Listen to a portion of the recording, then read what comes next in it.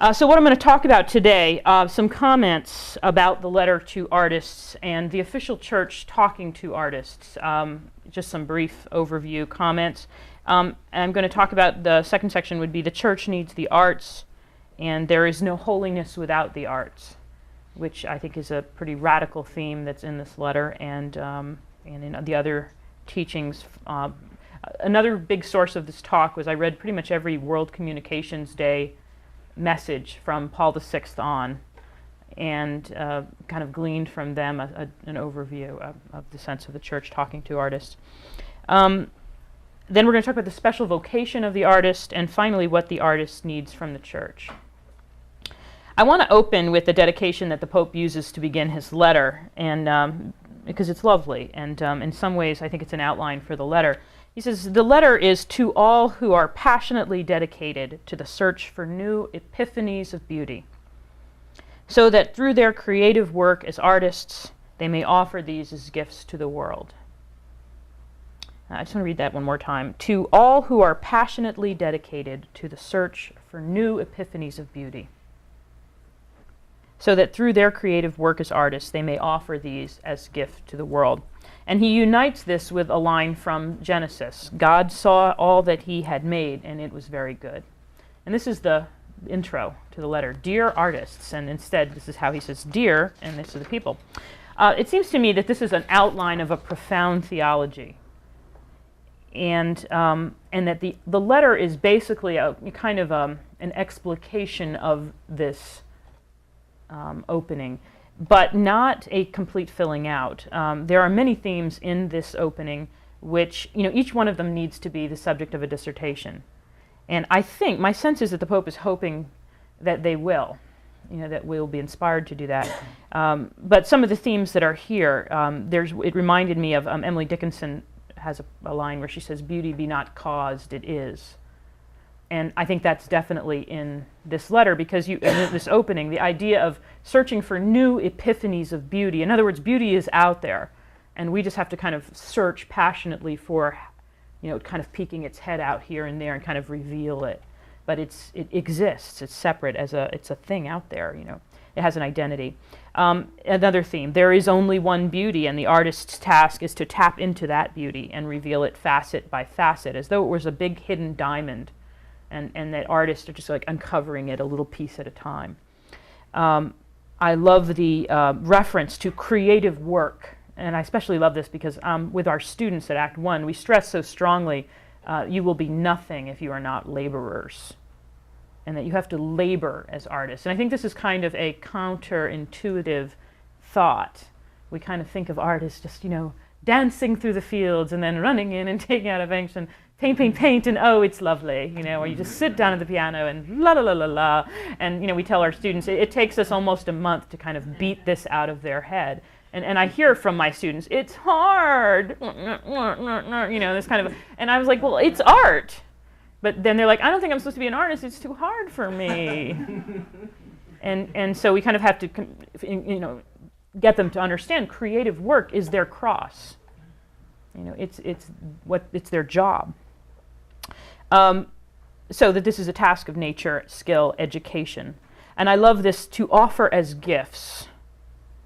What is a gift? A gift is something you give to delight. It's something you give to enrich. A gift is something you give to ease a burden. And that this is what the artist's role is, to take these epiphanies of beauty and offer them as a gift to the world, something to delight, something to enrich, something to ease a burden. I'm sure there's other senses of gift, but I think just beautiful. So there are many riches like these, just a couple that I just pulled out, that are to be found throughout the letter. But when I read it with a bunch of my artist friends in Hollywood, and not a bunch, so several of them, we found it disappointingly incomplete. And I think that finally, this is not a fault so much in the letter as much as an overreaching in our expectations. I'm a committed Christian who works in the arts arena, and it is very clear to me that the church needs a top-down rethinking of the role of arts in the church, in the Christian community, in Christian life. We in the church have far to go in our thinking and in our rhetoric. before we will ever become once again the patroness of the arts. I wanted the letter to artists to be much more exhaustive, an exhaustive treatment that would be a reference point, an apologia, a guide, and kind of a clarion call, a banner that we could wave in the faces of everyone, seminarians and pastors and nuns and priests and the people of God, and say, see, this is what we need. And yet, it's not that. It's cursory, to say the least. It seems to me that the church isn't ready for what I was hoping the letter would be, and that the Pope is aware of it. He notes in the letter that in the modern era, the arts have become subject to a kind of humanism that is marked by the absence of God and often by opposition to God, leading to a separation of the world of art and the world of faith. This isn't news to us. We love in the church to talk about this, the bad guys that are in the arts. So the Pope says he sees his letter as an invitation to reopen communication. The church is especially, this is a line from his thing, the church is especially concerned for the dialogue with art and is keen that in our own time there be a new alliance with artists. It seems to me that the tone of this piece, and this isn't on the side, of the letter to artists, and if you look at the other official messages from the church in the area of arts and media, it's very much an us versus them kind of thing. And this is, I think, a problem. I think it's true, perhaps, it's that us versus them is how it is. The 20th century, we saw this fractioning, in which the community of faith and the community of the arts were not only separate, but antagonistic to one another. And so, but unfortunately, in our language, even in the official messages of the church, it's like, you artists, you should do this. You media workers need to fix up your act, you need to be like that. I think we need to start saying, we artists, our artists. Instead of emphasizing this dichotomy, we need to start referring to our own artists, and we associate ourselves with the artists in the church. And yet, I think it's true. We don't have them right now, but I don't think it's going to fix as long as we keep driving it home that they are outside of us and we are separate from them. I don't think that helps. And it gets, essentially the letter, it ends with this plea, which I think is really kind of where we are at as a church in the area of the arts. So this is the Pope in the end of the letter. With this letter I turn to you, the artists of the world, to assure you of my esteem and to help consolidate a more constructive partnership between art and the church. Mine is an invitation to rediscover the depth of the spiritual and religious dimension which has been predicable of art in every age. It is with this in mind that I appeal to you, artists of the written and spoken word, of the theater and music, of the plastic arts, and the most recent technologies in communication. So the letter to artists is essentially a plea, an appeal from the Vicar of Christ. I find it much more pastoral than academic, and even so, having read the letter to artists, I got to tell you, it is beyond most of my friends in Hollywood. It's no good for them. They would read it and get nothing out of it. And these people are not obtuse or dull. You can't be a dull tool and work in the entertainment industry. It's far too competitive. It is probably the most clever gathering of human beings on the face of the planet. I mean, because the money is there and the power is there. So believe me, that's where the smart people head. And so it's not that they're dull, but the Pope has a kind of a way, and those of us who've read his work know what I mean, of kind of meandering around a scriptural reference, or a reference from St. Augustine or something, kind of meandering around it and deepening it, but it's very hard to kind of put in any kind of linear sense of what, as from what we say in Hollywood, what do you want from me? What do I need from you? I mean, that's basically how people are functioning. And I think that's not just Hollywood, but it's particularly Hollywood.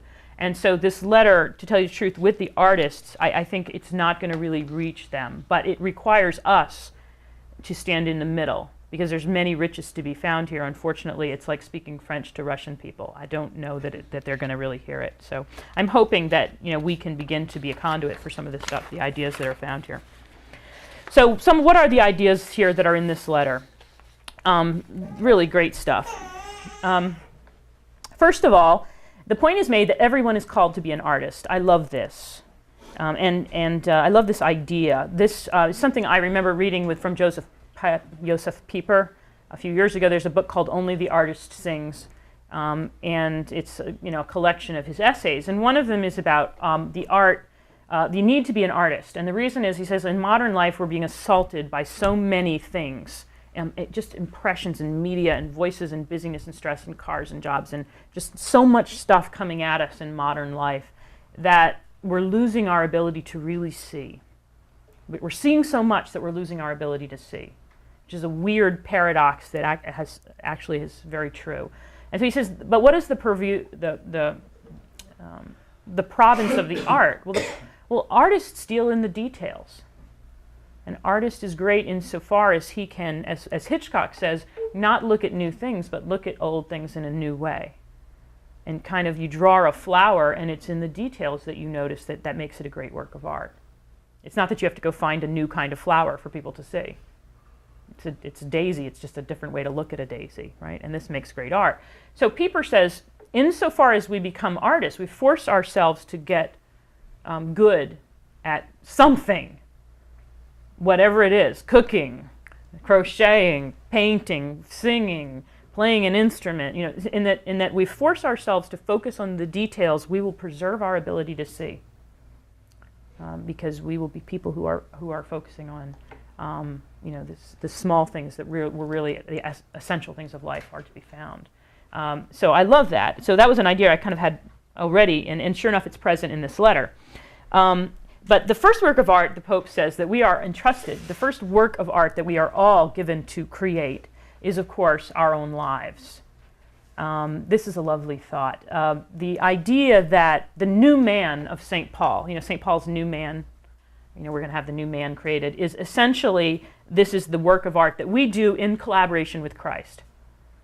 So it's like it's yourself, and you bring your part, and Christ brings his part, and you two work on it, and you create a masterpiece, which is your own life.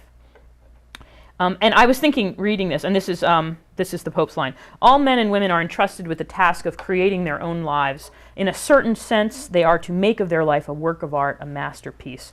And I was thinking, having read this, if you had to describe your life up to now as a work of art, would it be a masterpiece? Would it be a reproduction or an original? Would it be inspiring or depressing? Would your work of art, your life, be the kind of thing that you would feel safe to expose to children? Is it mostly tragedy or comedy? Is it an ascent, a story of growth, or a descent, a story of squandering? Is it without any climax at all? Is it a Van Gogh or a Thomas Kinkade? Is it bright reds and intense colors, or is it pastel? I think this is a lovely thing to think about, the masterpiece, the work of art you are creating right now. And I think especially that point of, would you expose your children to it? Because I think there's much to be learned in it, and that you might not expose your children to it is the same thing that is driving a lot of us in the church in our attitude towards the arts in general.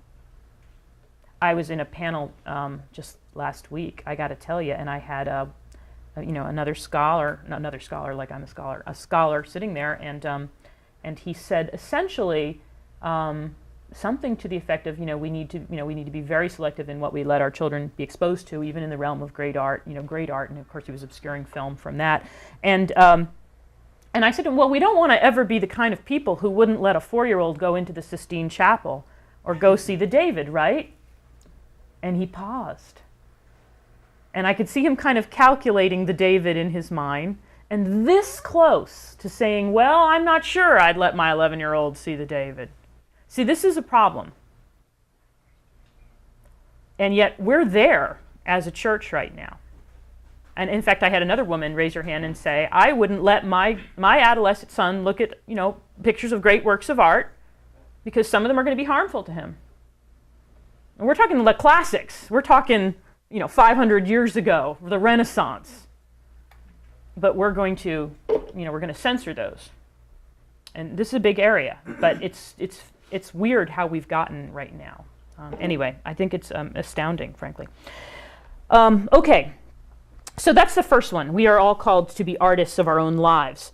And this is the second point. We were created, man created us to praise and decorate.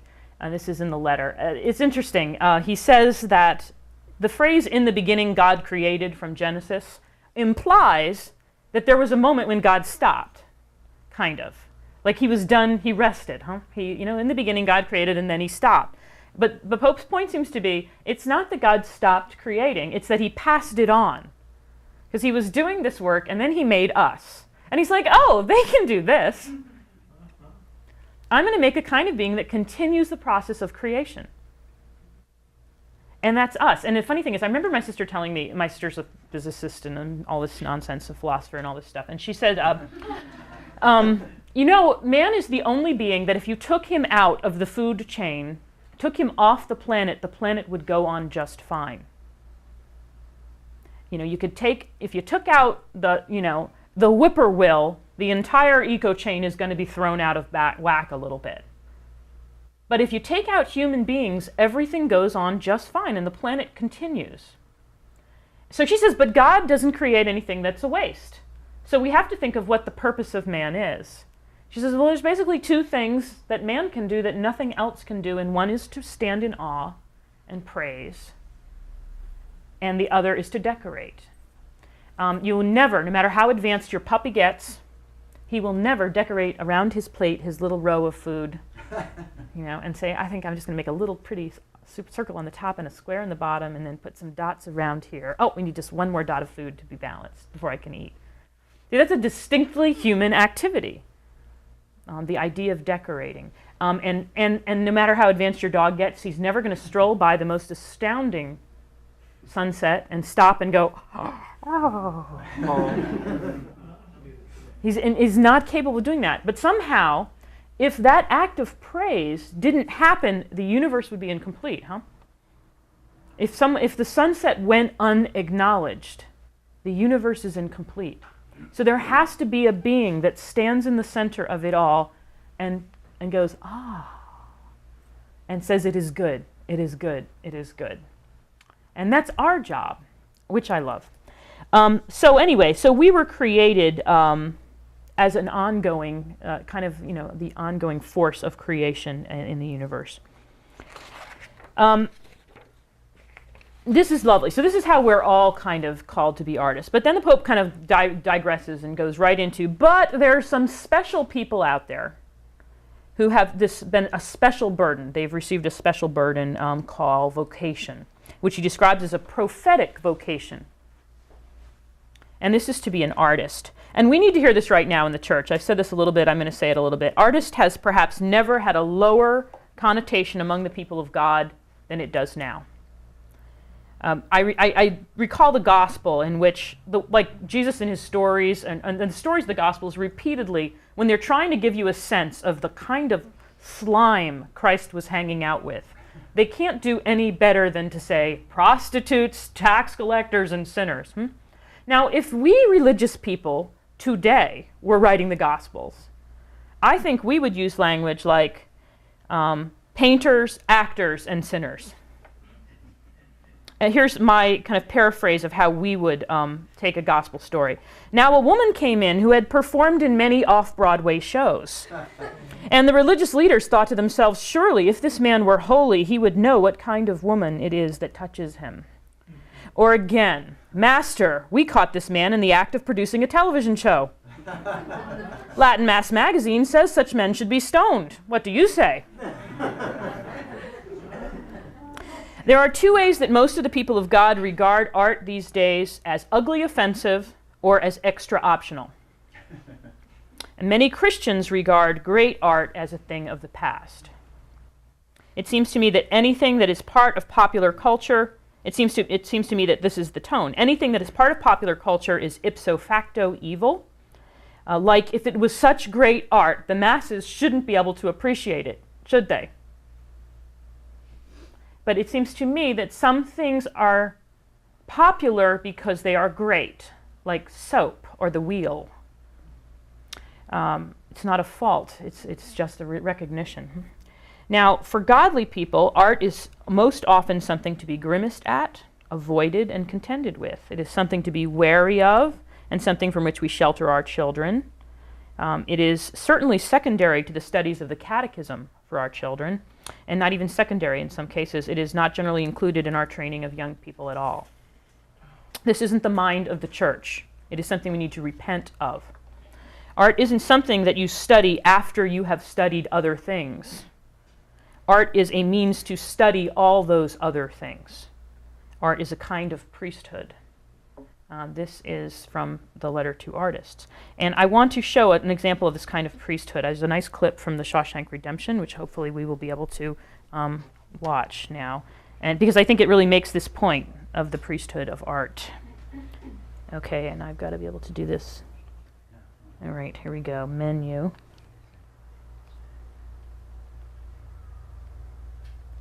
Okay. I hope the volume is up here. I don't know if you've seen this scene, but it basically takes place in a prison, probably the most famous scene from Shawshank, and whereby a prisoner has just found a bunch of records that were donated to the prison.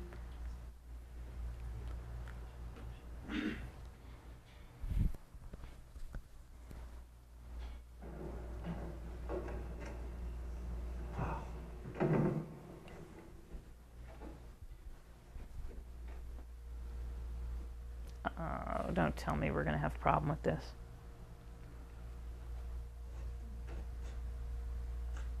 We're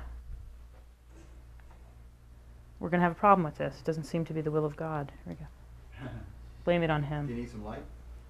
I don't know. See the handheld thing better? It's not,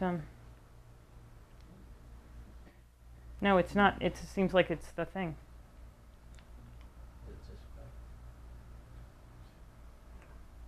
Just hit it. Play. Well, let's just try one more trick. If it doesn't work, then I'm going to have to. You can try it right directly on the machine. Oh, this is such bad reduction value.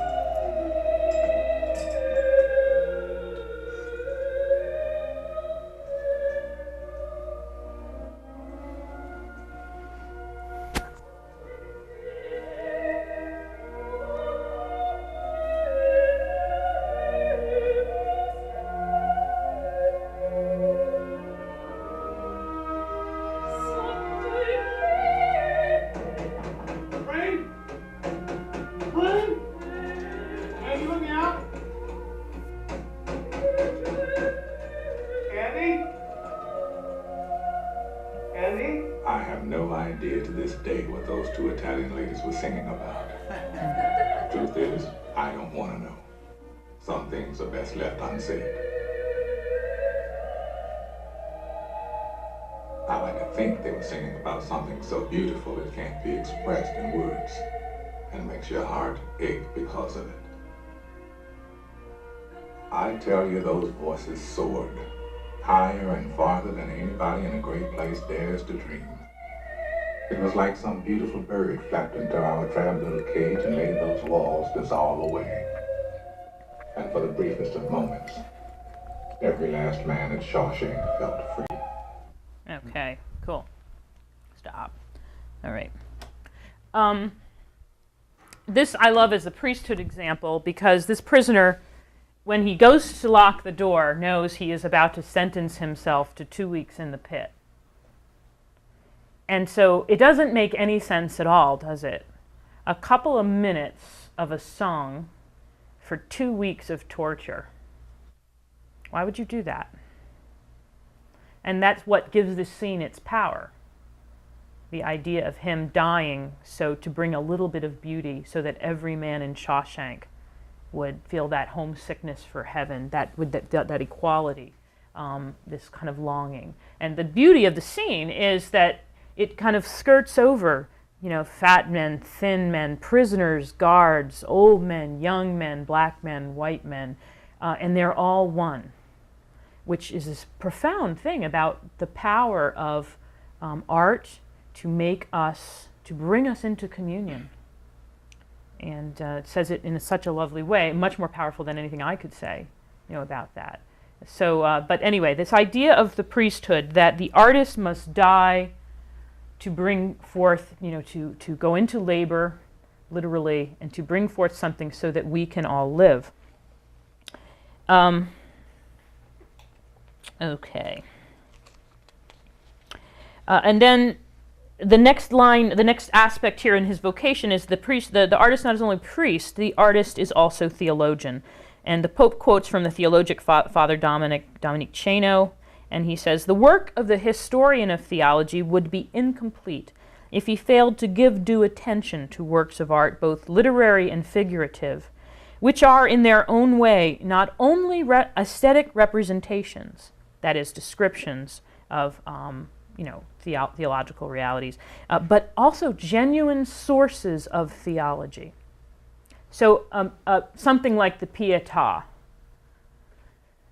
is a source of theology about the suffering of Christ, the humanity of Christ, the incarnation, the passion, the relationship of you know, Mary, Mary in the story of you know, the redemptive sacrifice of Christ. You know, I mean, all of this. It's an actual source of theology that the artist, in kind of going to that place to create something, is touched by God and given a new, it brings to us a new insight about something. And then we get to mull over it. And I think that's particularly true. I come from a musical family, which is in many ways a curse, like when I go to Sunday Mass. You know, but music is very much, it seems to me, a source of theology. You know, that you hear a piece and it speaks to you of the nature of God in a way, you know, it brings a whole new, you know, what it's like when God touches life.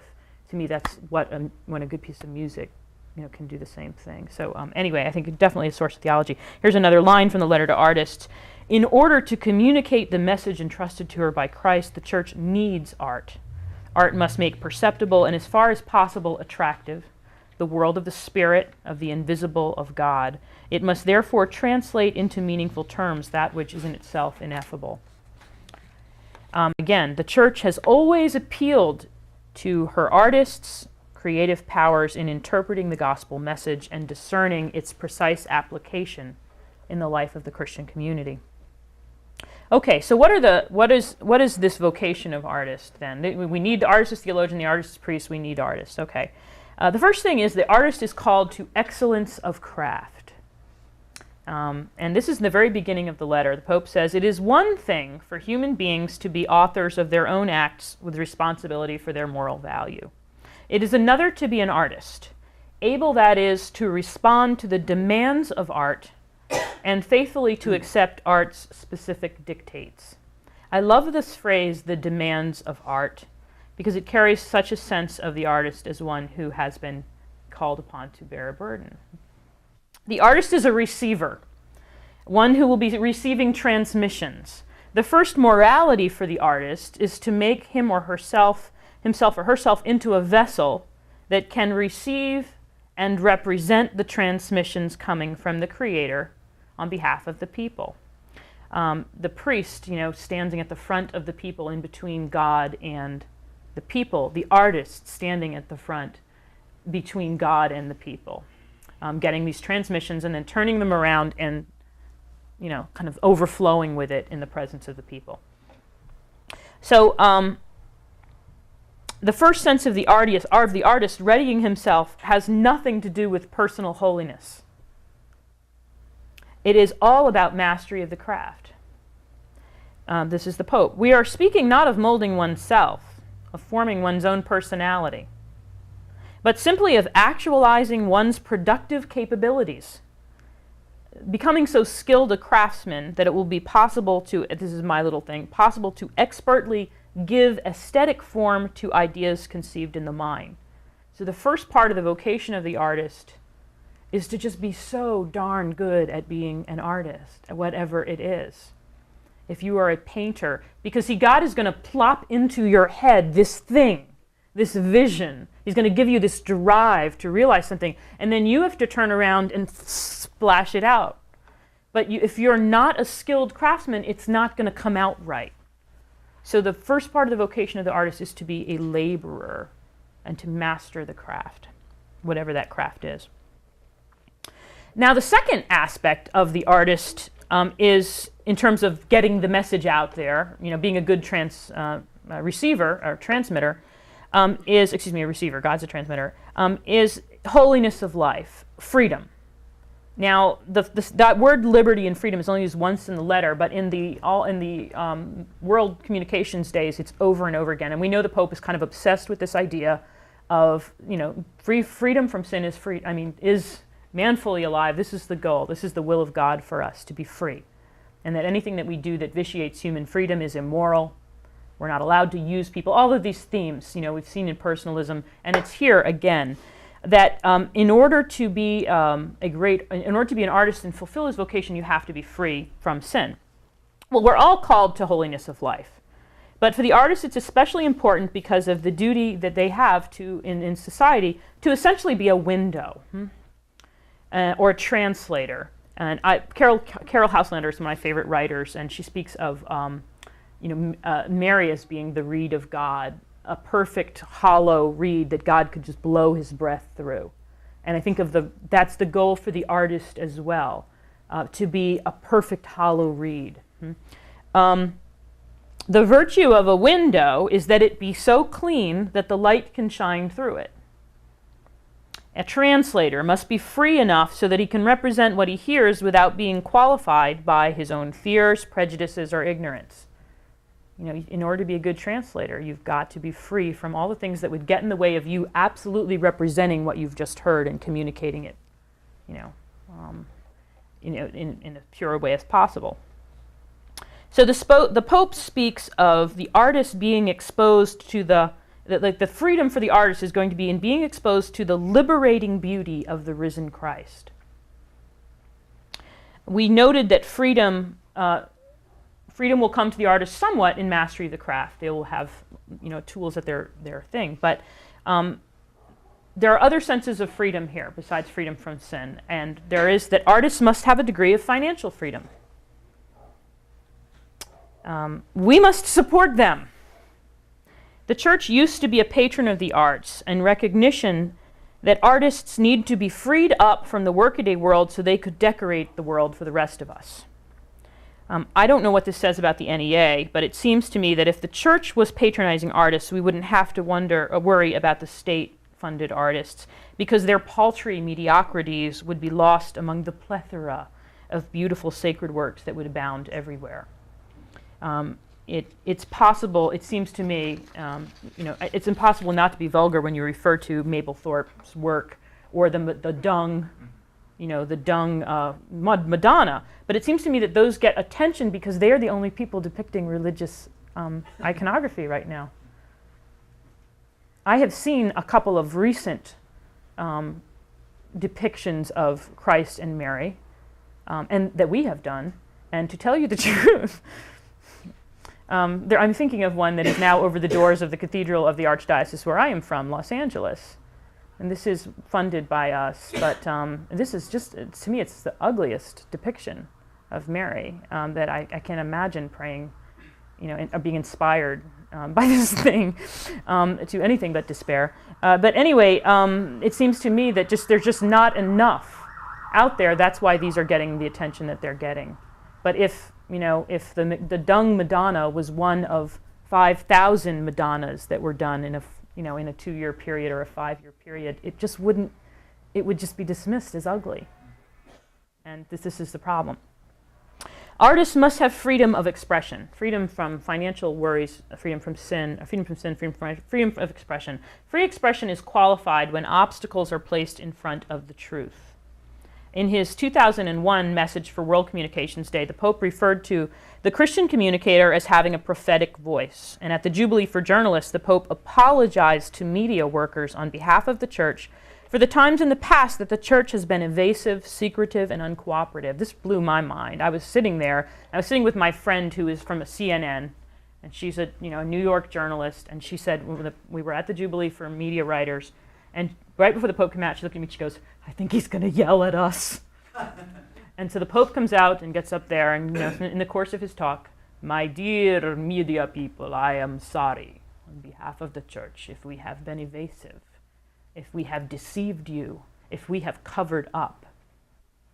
This was weird. Not what we expected at all. And then he praised them for their relentless search for truth, to kind of put before modern man the whole story. That insofar as doing that it was a heroic thing that they did. This is not at all what we were expecting. But I think he was pointing to, that when we get in the area of trying to tell artists what they can and cannot discuss and how and they can and cannot, we're going to run into trouble. That freedom of expression is a part of, is part and parcel of what the artist needs to have. Because there's a lot of works of art that if we had to buy the pitch, we wouldn't have gone for it. I'm thinking of the Cathedral of Orvieto. Have anyone seen this? Okay. You go into that funeral chapel. Did you go into there? Okay.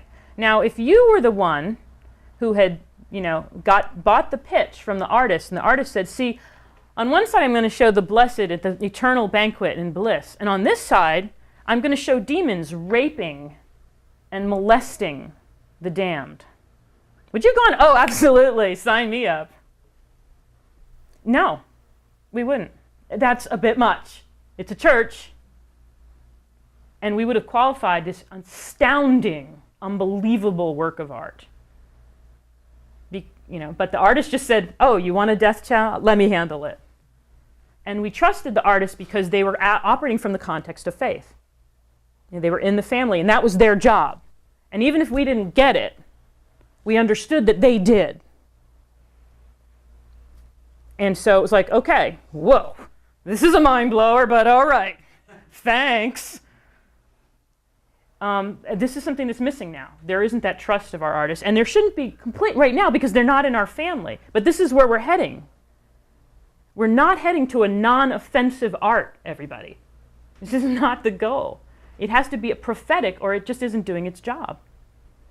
And my sense is that that's not really what the people of God want, what I hear them wanting. I hear them saying every movie should be The Sound of Music.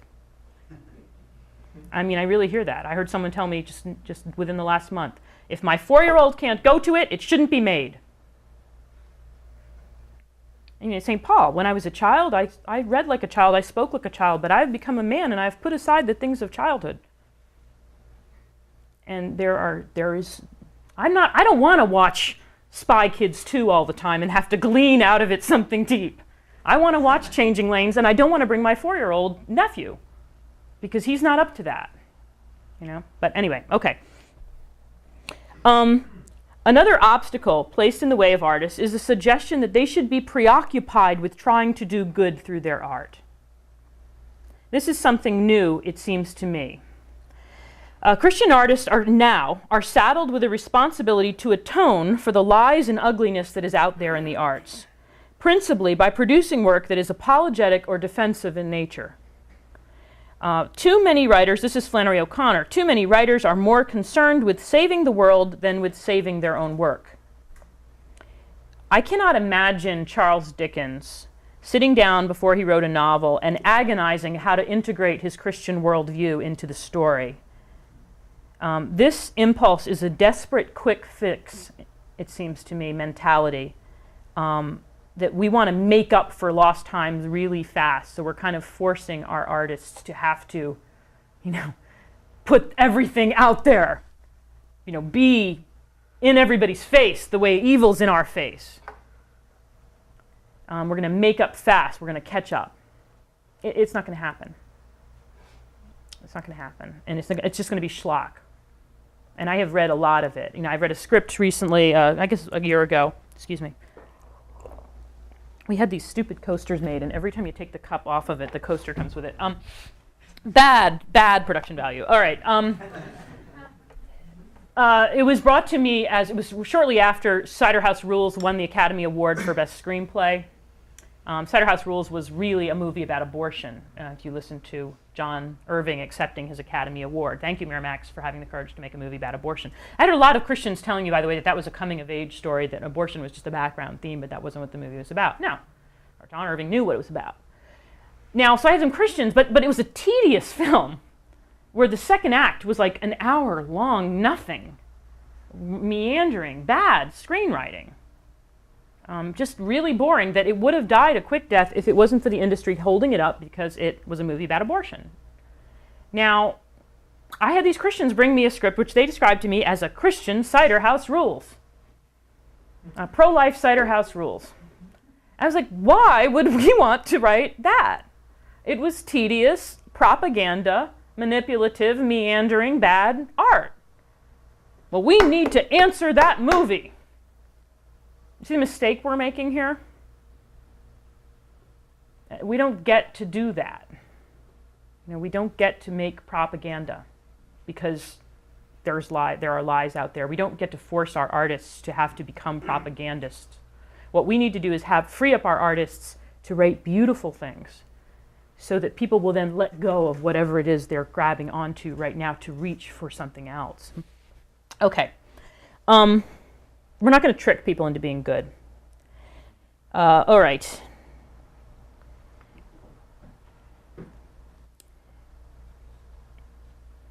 Yeah, and I just want to end this section by saying that in all the church documents I read about the role of the artist in society, the language is very clear that, talks about what beautiful art can inspire in human beings, and yet there isn't anything that directs Christians to set out to teach or inspire through art. This is because the church recognizes that an essential aspect of art is the mystery of talent and the even bigger mystery of creative inspiration. If God doesn't give the artist both, then all the hard work and good intentions in the world will not ensure that the work will work. If the Lord doesn't build the house, in vain do the workers labor. Okay, free expression. I spoke about the personal sin of the artist, that we need to help them get freed up from this. And I'm not going to say more about that. I just want to tell one story that we had how does sin qualify the artist's ability to be true? And I had one student recently who came into the program and he was living with his girlfriend, and half of my board was like, forget that, we're not letting him in because we don't need any more of that in Hollywood.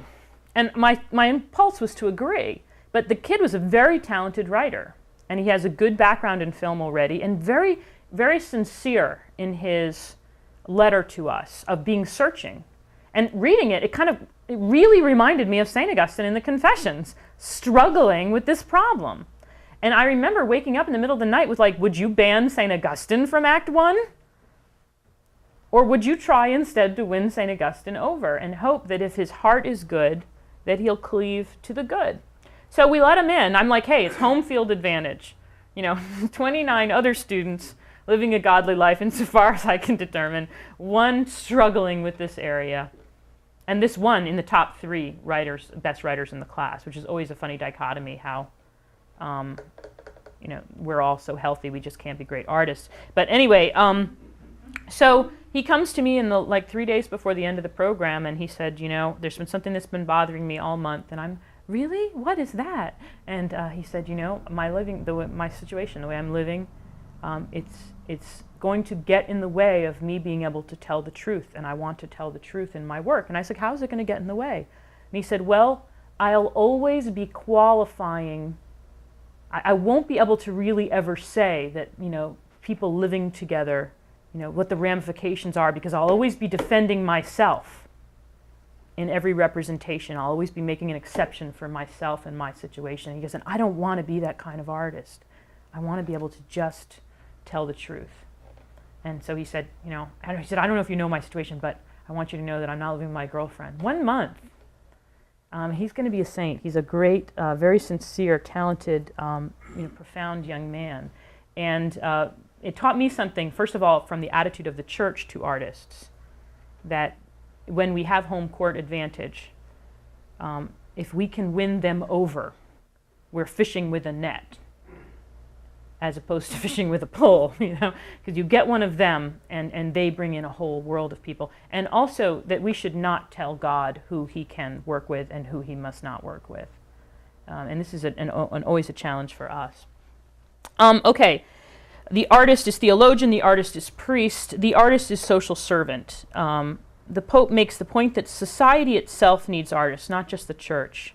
He calls every artist to develop, I love this, a spirituality of artistic service. And this is a quote: "Just as the society needs scientists, technicians, workers, professional people, witnesses of faith, teachers, parents, artists ensure the growth of the person and the development of the community. Beauty is to enthuse us for work, and work is to raise us up," he quotes from Cyprian of Norwood. So this spirituality is desperately needed by our young artists, and I experience this with my students all the time. And if the church can bring them any gift at all, it will be to help them develop a strategy to negotiate the difficult vocation of being a prophet, decorator, priest in the area of the arts. Just to give you an example, how long am I supposed to go till? Well, it's supposed to be around an hour, but... Oh, we started late. Yeah, we started late. We'll give you a leeway. Okay, why don't you give me a little leeway, because there's good stuff yet to come. People start throwing tomatoes. Okay, sure. No, it never happens. Okay, I'm Sicilian. They wouldn't dare. Okay, I had a student call me, not a student, a guy who had been just cast in a soap opera as a very good part, a young, talented Christian, committed Christian art actor. And he called me because he was like, "I'm afraid, you know, I don't want to lose my soul in this difficult arena." But he's handsome, talented. He's going to make it. He's going to be a star. He's going to be on Katie Couric in the Today Show in a few years talking about how his faith is an important part of his life, right? And we need this. This is celebrity-driven culture. We need some healthy celebrities. So, you know, I'm like, you know what? Hang on there. I'm going to know a pastor who I can have you talk to, and he'll be a spiritual counselor director for you, and you know, and you'll be able to negotiate these waters, you know. Okay, so I set him up. I see him a couple weeks later. No, not even, maybe a month later, something like that. I'm like, "How you doing?" And he goes, "You know that guy you sent me to?" I was like, "Yeah." He said, "Well, he told me I should just walk away from being an actor because it's too dangerous." Now, he wasn't, believe me, this advice wasn't because this guy had any particular weakness or problem, which I would make an allowance for. It wasn't. It was a general attitude that this is a sewer, and if you go in there, you're going to lose your soul. Now, this kid was strong, smart, handsome, and talented. And I sent him for a spiritual direction, not to be counseled out of his vocation. It's like a woman told me a few years ago in Washington, "Our daughter has always wanted to be an actor, and we told her we would pay for any college career except for that one." And I said, "Well, why?" And she said, and she wants to tell me how good her daughter was. She's won several awards. She's already been in some commercials. She's not even out of high school yet. She's been cast in college production, you know, to play parts in the local college there. And I'm like, "Cool." And I was like, why? She said, "We didn't want her to lose her soul." I'm like, "Oh, good. Now she'll just lose her mind."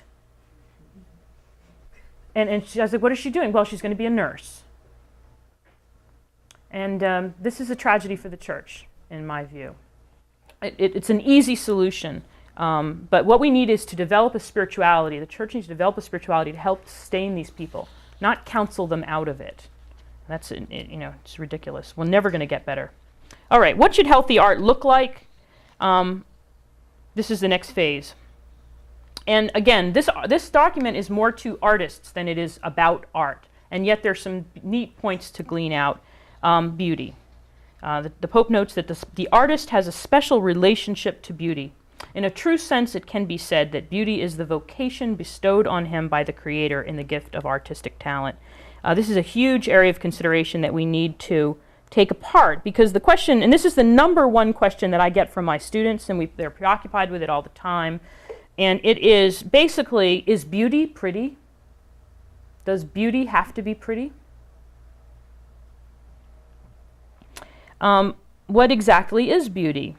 Can the beautiful be found in the stark, the shocking, in suffering, in the disfigurations wrought by sin? can beauty be found in this ugliness? Can beauty be found in ugliness? The beauty we're talking about here. I think we all can say yes. I remember one of the most beautiful sights I ever saw. I was at Harvard University when this little crumpled, disheveled 4'10" thing in a frayed sweater went up to the microphone, and there's the entire Harvard, community there, and she's like, abortion is America's greatest poverty. Mother Teresa, not a pretty woman, but it was the most beautiful sight in a weird way. So I think that, and I think we can think of other examples of this, of violence. A movie like We Were Soldiers, where the violence that the men experience in Vietnam, which I had never looked at before. And the movie kind of forced me to see what all these guys that I see as the homeless men on the street in LA, these Vietnam vets. Oh, now I understand. They had to see this stuff firsthand. I only had to sit there for an hour or so. But there's a kind of a beauty there, definitely. Anyway, this is something we need to talk about a lot, we need to work through. And the Pope says, beauty is the visible form of the good. And he uses this Greek word, that the Greek had a concept called kalakatha, which literally means beauty goodness. And that we don't have a word for that. We don't have a word for that in the Western tradition, but that we should have a beauty goodness word, because it would cover this problem that I'm talking about. He says, and this is to me radical, probably one of the most radical lines in the document, even when they explore the darkest depths of the human soul or the most unsettling aspects of evil, artists give voice in a way to the universal desire for redemption. Ooh. He's not using light language here. He's talking about movies that show the most unsettling aspects of evil. This isn't Sound of Music. And he's saying this is good for us. That unsettling feeling. Now, there is an unsettling feeling that comes from watching American Pie or Freddy Got Fingered. Or some, to me, slasher films. There's an unsettling that comes from having been violated. But there's another unsettling that is, I've just had my eyes open.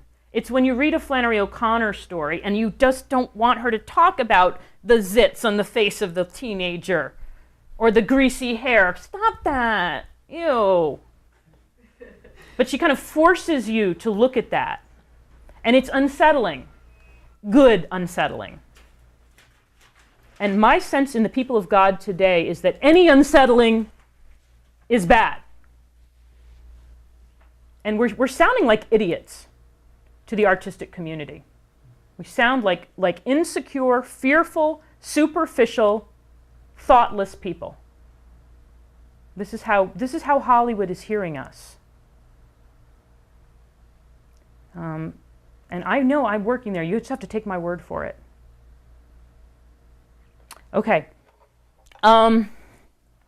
Okay, I know we're getting there. I want to have time for questions too. But he speaks about, and this I think is wonderful, there's a whole middle section of the document where he talks about the history of art.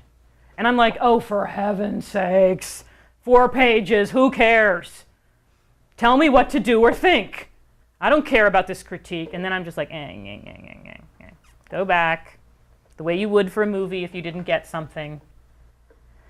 And he speaks about the beginning. I haven't figured out the middle sections yet and what the important thing is there. But the beginning part, he speaks about the very dawning days of art in the Christian community, and how our faith found itself in the middle of the artistically advanced classical world when Christianity began. But because it was a pagan world, the Pope notes that faith obliged Christians to a discernment which did not allow an uncritical acceptance of this heritage. Now, what does this sound like to you? Okay, faith obliged Christians, because it's a pagan world, to a discernment which did not allow an uncritical acceptance of this heritage, the classical heritage of art, classical world. Now, this, of course, reminds us of today. We are the new guys on the block in the area of the arts. The art forms and art structures are already out there and are completely the territory of pagans. The best schools, the best artists, the best talent, the best training. It's all not us. Okay. Now the Pope notes that believers had to be very careful in their works of art because of both the persecution and also because they had to slowly teach the culture who they were by the use of carefully chosen images. This is, to me, our situation today. This is a quote from him. Art of Christian inspiration began, therefore, in a minor key, strictly tied to the need for believers to contrive scripture-based signs to express both the mysteries of faith and a symbolic code by which they could distinguish and identify themselves. So our first artists in faith used things like the fish, the loaves, the shepherd, the expectant woman as a sign of the church, the tongues of flame, the rainbow, the sealed book. These were the earliest kinds of things that our artists used because they were non-offensive in themselves, and yet they pointed to what we were, and they were things that people could identify with. And they kind of, it's like, what's this rainbow thing? What's this loaf thing? What's this pregnant woman thing? And it was a beginning for people who were outside the community to become familiar with Christian theology. These great signs. So my question is, what will be the images that the next generation of Christian artists will employ to reveal what the church is to contemporary man? What are the new symbols for the church and the mysteries of faith drawn from modern life that will speak to the hearts of this pagan culture? Sin as the black hole or as a cancer? The human soul as a transmitter. I love that one. To the heart of the divine, which is, or the receiver to the transmitter of God. But, what else? This is the task of artists. We can't come up with it. But it can't be loaves and shepherds, because those aren't our things today. It has to be something today. The Pope does not answer this question, but he leaves it to us to work it out. Other things, I'm going to race through these, and then if anybody has questions, we can go through it.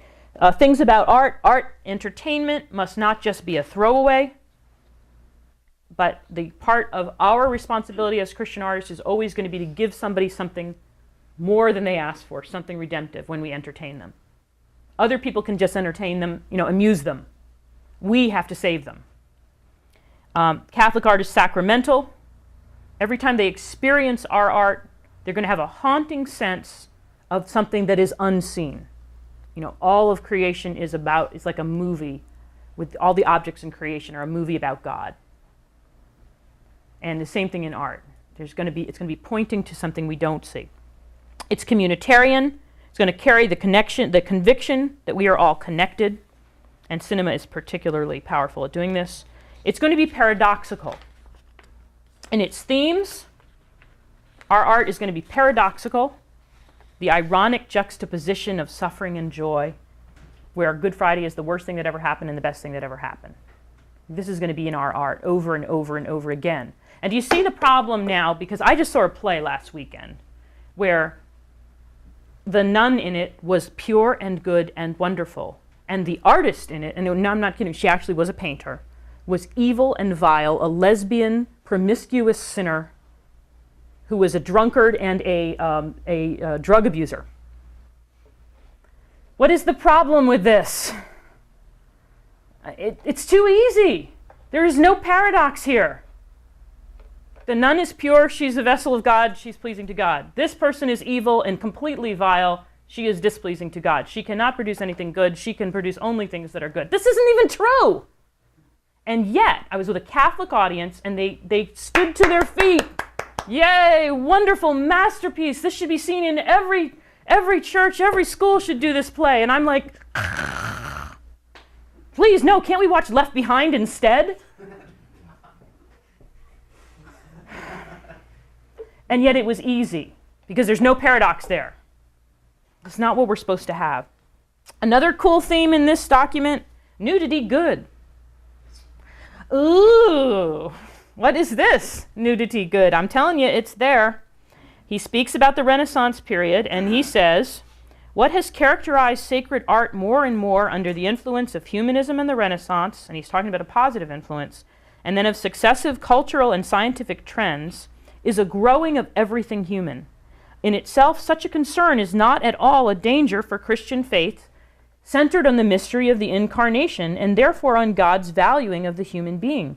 Suffice it to think of the way in which Michelangelo represents the human body in his painting and in his sculpture. And I ask you, what way is that? Naked! This is a problem. It's a problem because it's not our easy solution, where I have Christians saying to me, the answer is no body parts. I was like, oh, well, tell that to the David. Tell that to the Sistine Chapel. Too easy. I'm not telling you that we need, oh, okay, nudity is great, everything, no. But you see how we can't just stop thinking, and we can't just dig our feet in an easy solution, because we're probably deforming our children in our fearful urgency to protect them from what we think is bad. We are ourselves product of a culture that is sick. And I think this letter is pointing to that. It's just not an easy answer. I have other clips, but we're running out of time, so we're not going to watch it. I'm better anyway. So anyway, all right. Okay, in my last section, I promised 2 minutes and I'm done, and then questions. What should the church do for artists? Well, the first thing I mentioned is provide a spirituality. This is not their area. The church does not need to be about the business of paying for movies and production companies, and I see the church doing this over and over again. The church's mission is to minister and teach, to forgive sins, to teach, to witness to the teachings of Christ, to tell the whole world. That's the church's mission, not to make movies. The church needs to minister and teach artists, to foster them so that they can do their thing. The church needs to be for artists a conduit of the Holy Spirit, needs to create a climate of prayer for them, needs to teach them silence, it needs to help them get in touch with that voice of the Spirit. We need to have places where they can be artists. We need to be a patron. We need to rediscover this whole, what is it to be patroness of the arts again? It isn't just taking out the checkbook. And let's just say, patrons of the arts, there is not one good Catholic film school in the United States. Just digest that one. We are 110 years into the history of cinema, and there is not one good Catholic film school in the United States. Nothing to rival USC, UCLA, Northwestern, NYU. We have schools where people critique, film studies schools, Fordham, Boston College. We have classes in teaching kids to critique the media, but not to produce. And in fact, I spoke at Catholic University 2 years ago to the last student in the screenwriting program, which they were phasing out.